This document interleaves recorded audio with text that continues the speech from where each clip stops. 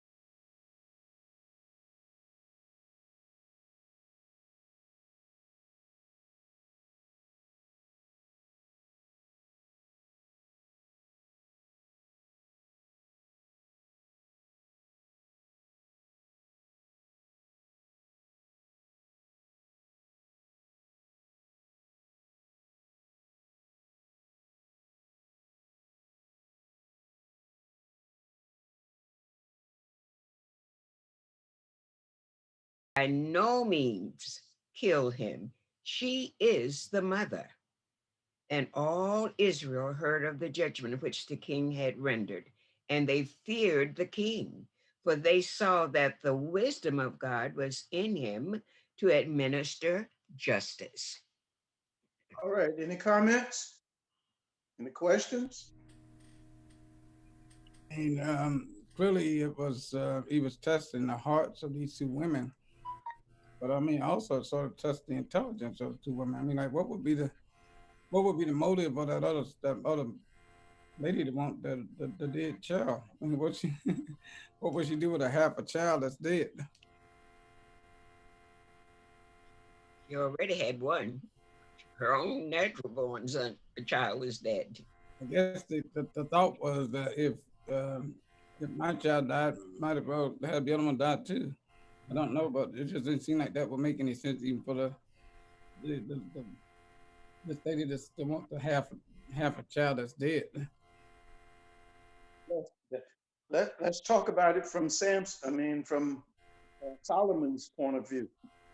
You have any comment from Solomon's point of view? Anybody? Well, this is Phyllis. I don't think that when Solomon was looking at it, if it's truly your child, you're going to do everything to spare the life of what you brought into the world. You won't say, kill my child. So the wisdom that God gave him was to see right from wrong. Solomon made an assumption. He made the assumption you just said that a woman, would do anything to keep her child alive, or I shouldn't say do anything, but a mother would prefer to see her child alive, and That's correct. almost under any situation, even being with somebody else. Solomon made that assumption, and we consider that what, wisdom? I do. Okay. Anybody else got another any He, other? he saw the heart of the mother who had Yeah, the living child. You know, say the it heart. again. Can you hear me? Yeah, I can now. Go ahead, say it again. I said it looks like he looked into the heart of the mother of the living child. You know, the heart tells you a lot. You know, it was the compassion that she had. What do you think about that, Charles? No, that makes perfect sense. But I do wonder, since Solomon had all this wisdom, he certainly could have discerned who the correct mother was. Why didn't he just award the child to the mother without going through this division exercise? There was a test there, Charles. That was a test for the women, which then showed him which woman was the true mother. Yes. But he probably knew that beforehand, right? Right, he probably did. How do you think he knew it beforehand, Charles? I don't know how he would have known. Because he's the wisest man in the world. God granted him divine wisdom. Well, he didn't know. He didn't. The Bible hadn't told us yet that he was the wisest man in the world. Remember, he's just 3 or 4 years past teenagehood. This is a demonstration of God, what God told him. So this was his first act in terms of wisdom from what I've read when I've read the book of Kings. So this is the manifestation of it through this this decision that he had to make between the two women. Well, I think the deeper question that Charles is getting to is the wisdom that God gave him. Did it include any special perception capabilities versus the ability to rationalize and come to the decisions? And I think the latter proves that he gave Solomon the ability to rationalize and come to the decisions, the rightful decision. The broader question for me, Charles, to your question regarding why didn't Solomon just discern this and make the decision based on discernment, which would not be wisdom, that would be some other gift, in my opinion. So that's not necessarily wisdom.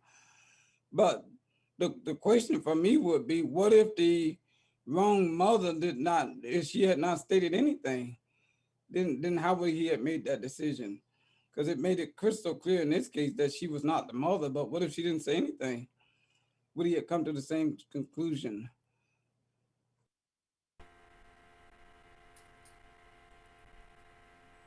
Like you said, the wrong mother made it crystal clear that she was not the right mother. Is that what you said? That's what you said. Yes, because she's willing to let the baby die. I mean, no mother, and we're on Mother's Day, so this is apropos. No mother would be willing to let the child be sacrificed. So that's an assumption you made. Yes. Okay. I'm assuming all the mothers would agree with me. Okay, I agree with you. Just remember now, that's an assumption you made. There was one mother in the room with them who said no. She didn't make that assumption, the other woman. She didn't make that assumption. So what was Solomon's objective? Well, scripture said he saw the heart of the woman and then gave it to the real mother. Solomon's objective was to find out truth. Right. In the matter. I like that, Phyllis. Where does it say Solomon saw the heart of the mother? Yeah, I was going to ask that too. I don't see that. I don't see that. Then what did Jean read? Verse 26 spoke, then the woman whose son was living spoke to the king, for she yearned with compassion for her son. Oh, okay. She said, "Oh, my Lord, give her the living baby." He yearned with compassion. Right there, he saw compassion. He saw the heart of, as someone has already said, the heart of this woman. And I think it was Karen. And you see, that's an assumption you're making now. Well, it's an assumption, but Rudy, the thing is, if she's willing to sacrifice her baby like God sacrificed his son for us, and we have to make a choice. So she was willing to give her her living baby rather than to separate it and kill him. Doesn't God look into our hearts? Yes, the heart. But see, you all are, I think that goes back to the heart of Charles' question. You all seem to be implying that when God gifted Solomon with this gift of wisdom, that it included all these other special attributes with it. Well, the wisdom that he got was more of what this decision he made right there by taking the knife and said, well, then we'll just divide it up. And that was to bring out the truth. I think that was the wisdom he did by saying, well, then, okay, I'm gonna, let's bring out a knife and we'll just cut this child in half and give each one one. Yeah, I And agree. I think wisdom is the ability to come to use a rational process to come to a decision. I mean, but he didn't get like any special insight into this woman's heart. He could view down and see what she was feeling. I don't think I don't think that's a gift that's part of the wisdom that he got. Well, didn't he give him a heart of understanding? Yes, he gave Solomon a Yes. heart Yes. of understanding. Right. And he understood what was Didn't going say anything about the two women. Said he gave Solomon a heart for understanding. That's where Right. he's exercising it. on. Yes. Okay. Solomon then is exercising his wisdom. Solomon Right. is making some assumptions that he's made the assumption that a mother would rather see a child alive and not in her hands than to see her baby cut in half and killed. He has made that assumption. Right? That's Solomon's assumption. Right? And that is supposed to be part of the wisdom that he has. He wise enough to believe that a woman would rather see her child living with somebody else than dead and cut in half. And because the other woman whose baby had already been killed, was already dead, because she was willing to say, okay, then kill him, Solomon, and give both of us half of a dead baby. Solomon then made a decision. You see, it was Solomon's decision. Give the baby to the other mother. Right? So that is the example of the exercise of wisdom. It was what the thoughts and the processes Solomon went through. Okay, it's what he went through, and that's our wisdom. What we decide in our heads and in our minds and in our hearts that nobody else even knows about until we spew it out. They see our action, and it's our action that people then determine whether we are wise or unwise. And that's what happened with Solomon.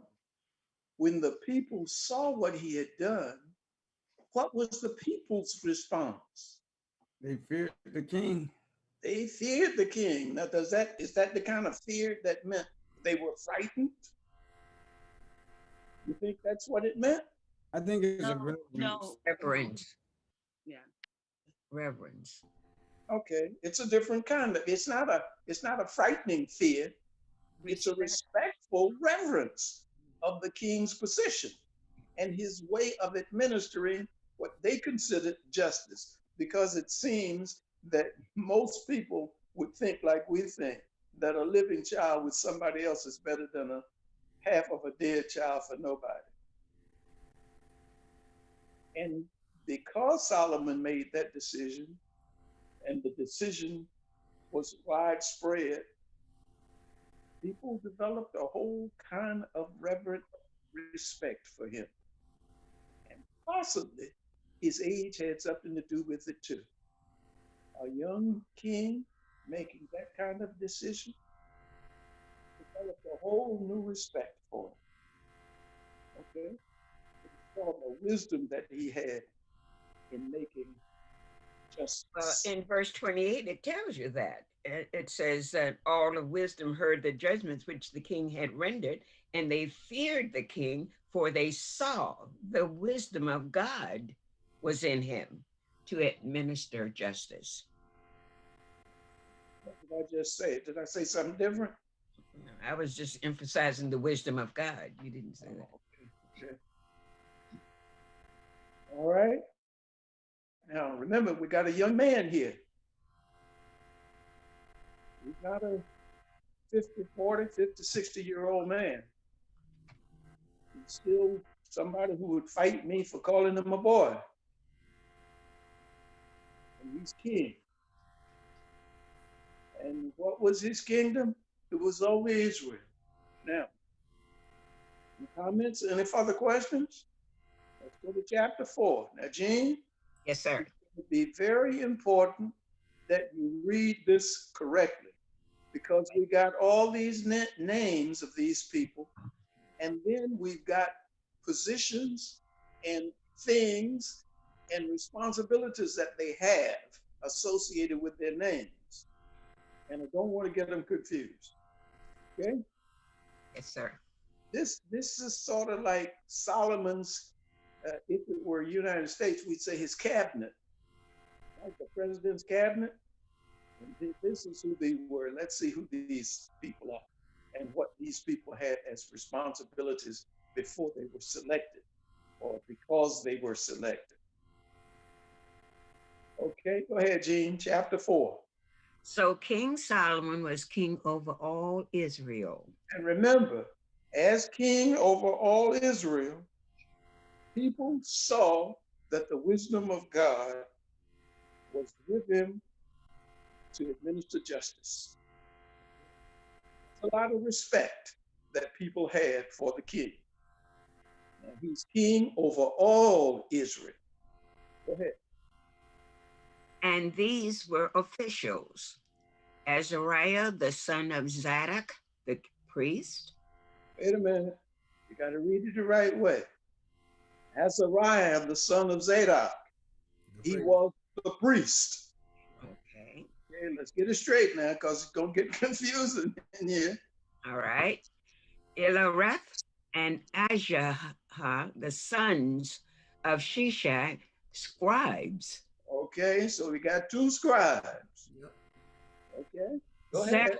Zechothapath, the son of Halilu, the recorder. Okay, Jehoshaphat was the recorder. Go ahead. Aya, the son of Jehoiada, over the army. So Benaiah was over the army. And you see what these historians do? This is Jewish history. So what do? They show the what's the word I want, Charles? The father of the Chain of command, no, not chain. For family. Commander, The lead- genealogy, Say it again. the lineage. genealogy. The linealogy. That's what they do. The Jews show the linealogy by listing the father's name of the person. Okay? And that's what they've done here. So don't get them, that's why I say to Gene, you have to be careful and get it straight, because what they're doing is telling us here the people that Solomon chose and who those people's parents were or fathers were, and then some of the holdings and responsibilities that those people might have had when he selected them. Okay, so he's got Azariah, who is one of his priests, and he's son of Zadok. He got Ethoruth and Ahijah. They're both the sons of Shisa. They're scribes. And we got Jehoshaphat, the son of Ahilud. He's the recorder. I wonder what the difference is between a scribe and a recorder, but we'll talk about that later. Go ahead, Gene. Verse 4. And Benaiah, the son of Jehoiada, over the army. Who used to be over the army? The one who Joab. All right, Joab, the one that he ended up Solomon had to have killed. Yeah. Because his father said so. Okay, go ahead. Zadok and Abiathar, the priests. Well, wait a minute. Zadok and Abiathar, they're already, remember these two? They're already priests, aren't they? Right. So in addition to these two as priests, he's named another one, Azariah, who's Zadok's son. So you got Azariah and his father Zadok and Abiathar as priests. And remember now, Abiathar has been kind of outcast to his village. And Rudy, Yes. The way that verse 2 is written, it says, Azariah, the son of Zadok, comma, the priest. Isn't the priest describing Zadok, not Azariah? No. Azariah, the son of Zadok. He's the priest. As you Okay. go on and read further, Charles, you'll see you have to read the chapter all the way, and the next chapter, and you see that it's referring to three priests: Zadok, Abiathar, and the son of Zadok.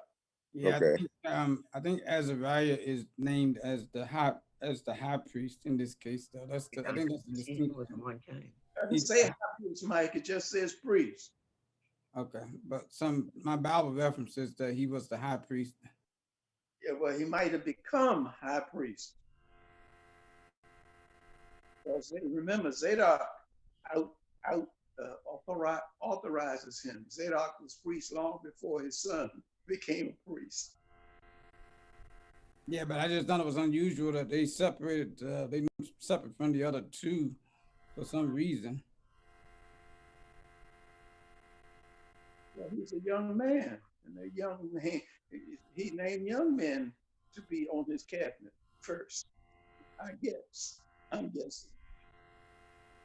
Okay, let's go on. 5. Azariah, the son of Nathan, over the officers. Zabud, the son of Nathan, a priest and the king's friend. Okay, so now you got another priest, Zabud. He's the son of Nathan.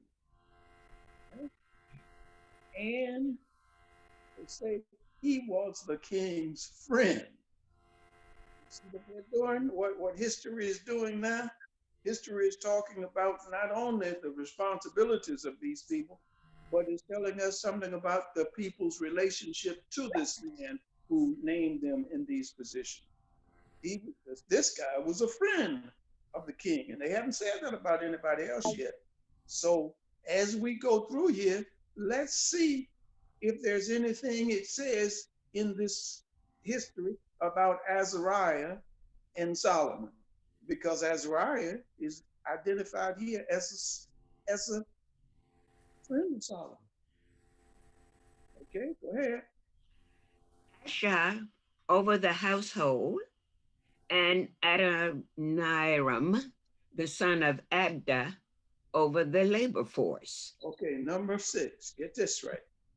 Ahisha is over the household, and its household is just what you would think it would be.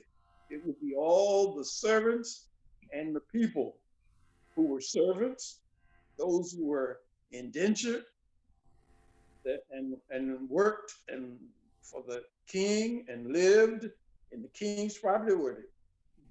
This was the person who was in charge of all of that. Okay. Then there was another one, Adoniram. He's over the labor force. Okay. Now that's like the Department of Labor. We're going to get to that labor force. That's going to become so important when we start talking about building the temple. And all the thousands of people who are going to be involved in that. This is the guy who's over that labor force. Go ahead, verse 7.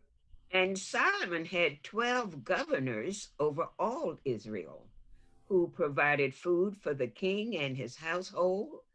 Each one made provision for 1 month of the year. Okay, so verses 1 through 6 identifies a number of people who were officials in Solomon's court. And if I asked you to name them, you could do it. I know you could. Okay? And so we see now that that's his, let's call it his cabinet. I mean, history doesn't do that, but because it helps me to understand it by relating our governmental structure to it. These were the people who were close enough to Solomon to advise him. And it seems to me these were the people that he would seek advice from in matters pertaining to the areas that they have responsibilities for. Okay? Keep him from having to know everything. In addition to those guys, there were 12 governors over all Israel. What comes to your mind right away when you hear that? 12 tribes. Okay, all right, the 12 tribes. Was there a governor for each tribe? Well, no. But let's look at it and see what it's talking about. Go These ahead. are their names: Ben-Hur in the mountains of Ephraim, Ben-Decker in Mascah, Shalbim, Beth Shemath, and El Beth Hannah. Okay, now again, the name of the person, and then the city names or the village names or the town names that that person had responsibilities for. Okay, like it's easy for Ben-Hur because he was in the mountains of Ephraim. But then Ben-Decker, well, look at that. He had Machers, Shabim, Beth Shemesh, and Elon Beth Hammon. 4 different cities and areas that he was responsible for as governor. So you see, use the semicolons as the division points. Use the first comma as separating the name of the individual from the towns and cities and villages and whatever until you get to the semicolon. Okay, grammar students. I hate to be teaching grammar. But you see it, Marie? Yeah. Okay, got it. Because I know Charles got it the minute he looked at it. Yeah. Okay, go ahead, Jean. Ben-Hesed in Arubath, to him belonged Sota and all the land of Hepher. Benadab in all the regions of Dor. He had Tapeth, the daughter of Solomon, as wife. Read it like this, Jean. Ben-Abinadab in all the regions of Dor. Ben-Abinadab had Tapeth, the daughter of Solomon, as his wife. Remember now, this history isn't chronological or it isn't doing anything.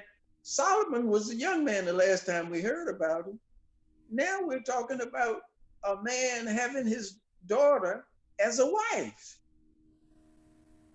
Not unless Solomon had some babies when he was a baby. But you see how it's jumping? The Okay.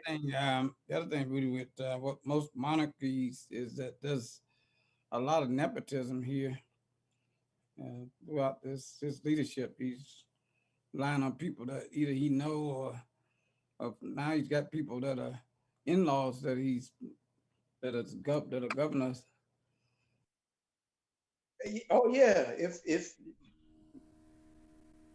once you get past the age thing and the time thing and the chronological thing, then you can begin to see that perhaps nepotism is operating.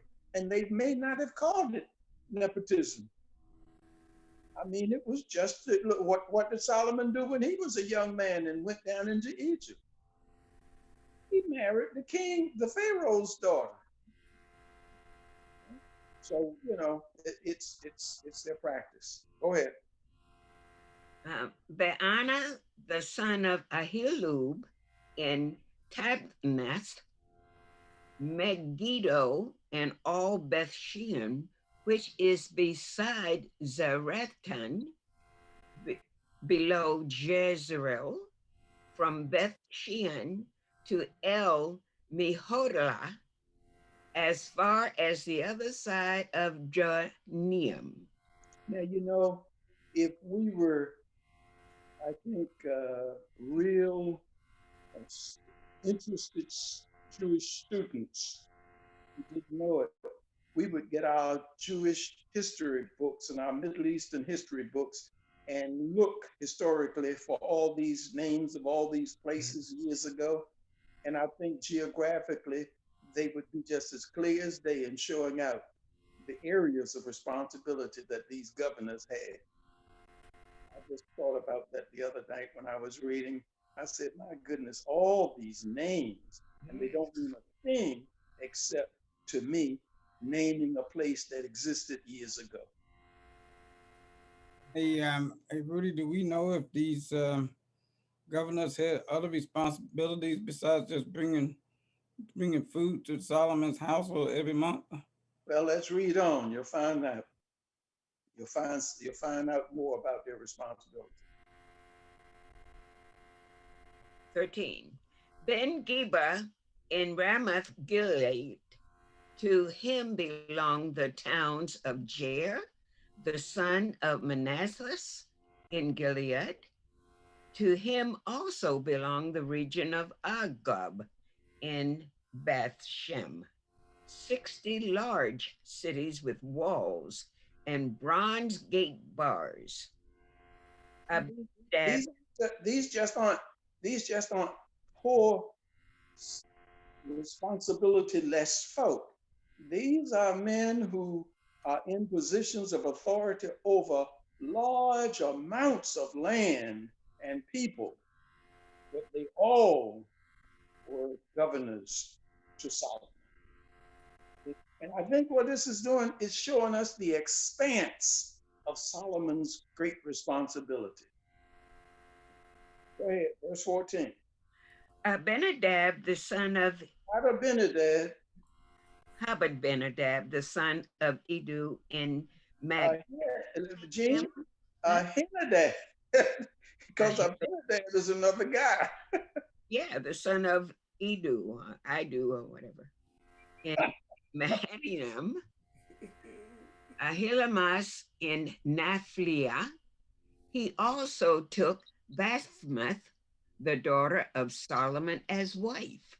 Okay, so there's another one of these governors who married one of the king's daughters. Okay, Ahimaaz, he was in Naphtali. He took Basmath. That was the daughter of Solomon. Solomon gave Basmath to him to be his wife. So you see how Solomon, Mike calls it nepotism, but you see how Solomon is extending his control. I mean, he's putting his daughters, giving his daughters in marriage to some of these governors. And remember now, Jewish practice, these governors didn't have to have one wife. You got to keep that in mind. Verse 16. Behind the son of Hushia in Asher and Aluv. Jehoshaphat, the son of Perua in Issachar. Shemaiah, the son of Elah and Benjamin. Geber, the son of Uriah in the land of Gilead, in the country of Sihon, king of the Amorites, and of Og, king of Bashan. He was the only governor who was in the land. Where were all the others? He was the only governor in that land, all of that in land. That land. Oh, okay. Yeah, I think it's saying he had a lot of territory to cover. Yeah, he had a lot of territory. Okay. Rudy, question. Yeah, At the end of verse 19, where it's talking about in the country of Sihon, king of the Amorites, and Og, king of Bashan. Seems like I remember those guys' names from when Moses was leading them out of Egypt. This is just a description of the land. It can't be those same kings. Not the same kings, but the land that was named after those kings. And remember, God had given Israel, the Israelites, instructions about what to do in those lands, remember? Killed everyone. Well, those lands were actually captured when they was when Moses was still around, and I think these are on the west side of the Jordan. So before they crossed over into Jordan, they had already captured those lands, and I think that's why those are sort of treated differently from the ones that when they entered the promised land. So these are sort of separate from the promised land because they captured those before they went across the Jordan.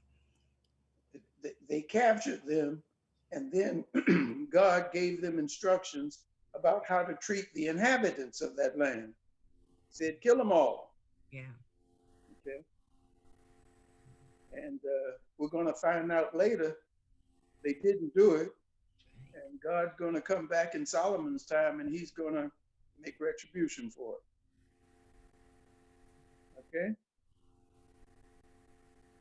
Hey, does anybody know if during David's reign that he also had governors, or this a new thing that Solomon is establishing with these governors? I haven't read anything about David having governors. That would have to, you'd have to read Samuel. That would have to go back to 2 Samuel. But you'd think he's got to have some kind of administrator to help him rule the land. He can't do it all from Jerusalem himself. Yeah, yeah. He'd have some kind of organizational structure. But that might be another good historical research activity for those interested in the history, the actual history of Israel. Okay. So Solomon reigned over all kingdoms from the river to the land of the Philistines as far as the border of Egypt. We're talking about pretty much Israel today. Go ahead, Gene. No, that's more than Israel today. Oh yeah, but I'm saying it's all of Israel today.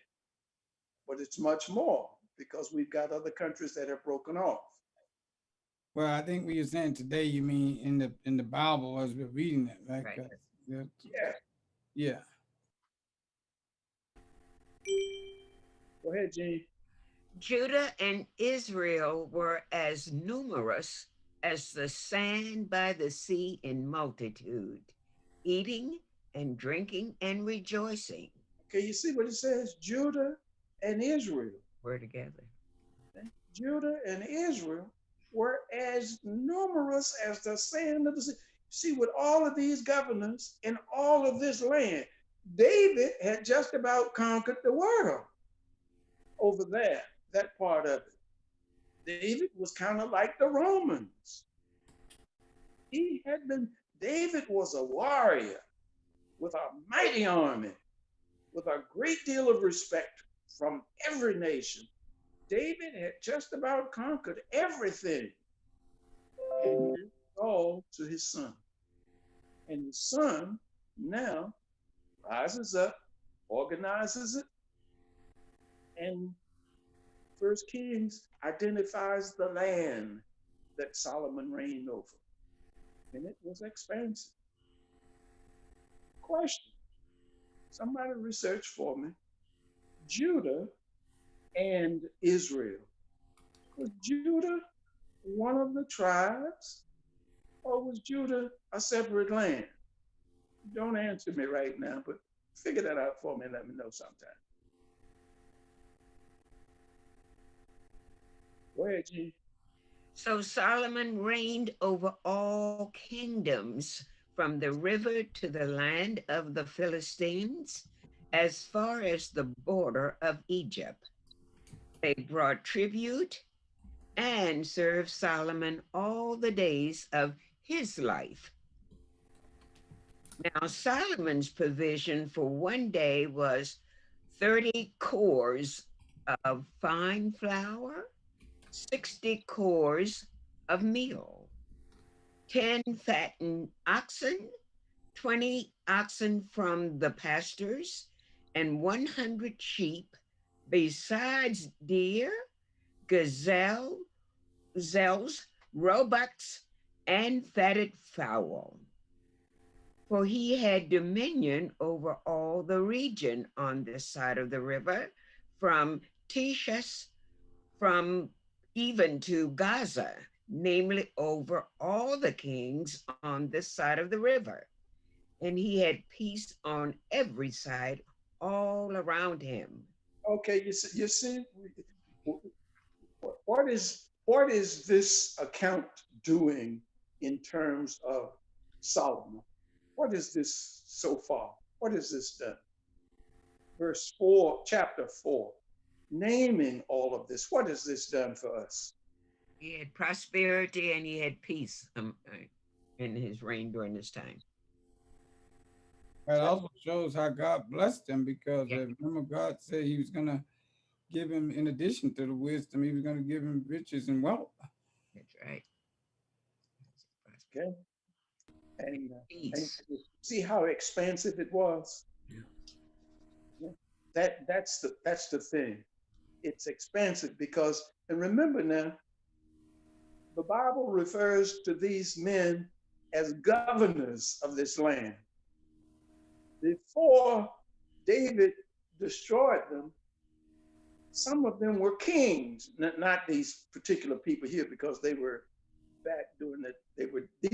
The kings were dead, but these were the people who had taken over and the people who had been appointed to lead the people. But these were places where Solomon, if David had not overthrown them, these people would have been adversaries, they would have had kings, and they would have been nations and countries themselves. But you see, Solomon, by virtue of the wisdom God gave him, and the authority God gave him, and the peace that God gave them through the result of his father, Solomon reigned, had a peaceful time. And here, these people, it says these people brought tribute to him. What does that mean? They brought tribute to him. Money. What does it mean when somebody brings tribute? They brought gifts and Don't say maybe. Don't say maybe. Don't say maybe. they brought gifts to him to show him how much they appreciated him. Okay, and what were some of these gifts that they gave you? Monetary. Monies. They gave of their Let me ask you, for one day, for a single day, what was the requirement of Solomon's? What was Solomon's requirement? 30 cores of fine flour and 60 cores of meal, 10 fatted oxen, 20 oxen from the pastures, and 100 sheep, besides deer, gazelles, roebucks, and fatted fowl. Okay, you see, what do you think Solomon was doing with all of that? That was for his household. You think you mean that was for him and his wife and his children? Well, no, it sounded like he had a big household. I mean, a lot of guests. Sounds like he had a big household, Mike. Remember that, Mike. This man is the king over all these lands that we just named, and with all these governors. Okay? So he also had established one of the people in his cabinet was in charge of his household. That's right. That told you that had to be a pretty big household. And we're going to find out much later, not much later, but a little later from now, just how many thousands of people we're talking about being in his household. So it's thousands of people. It's not everybody, just those people who live in the building with him. Somebody used the term gift to describe tribute. I don't think these were gifts because this was requirement. He required this of the governors that they had to provide these provisions every day for the month that they were responsible for. So you could call it a gift, but I think it was a requirement. Where do you see it was a requirement, Mike? It goes back to when he set up those governors. Where does it say that he required this from those people, Mike? Verse 7, it said, and Solomon had 12 governors over Israel who provided food for the king and his household. Each one made provision for 1 month of the year. Well, what does it say he required that, Mike? Okay, so you, They could have made that decision themselves to do that, Michael. Some people can do things out of the kindness of their hearts. okay, well, if it's a suggestion coming from the king, you can treat it however you want, but to me, it's an order. Well, Mike, where do you see it was a suggestion coming from the king? Where does it say that? Because he established these governors with this responsibility. That's Read. why earlier I said, what other duties that these governors have? Mike, I don't see that, Mike. What verse are you talking about? And I'm reading too much in verse 7. Yeah, you may be reading too much. He said Solomon had 12 governors over all Israel who provided food for the king and his household. Each one made provision for 1 month of the year. Doesn't tell us that he under pressure to do that, that he threatened them and it was a requirement. We can assume some things, but it may be that to be a governor was such a prestigious thing that you wanted to give the king so much. You just wanted to do that because he was king and you wanted to stay in his good favor. We don't know.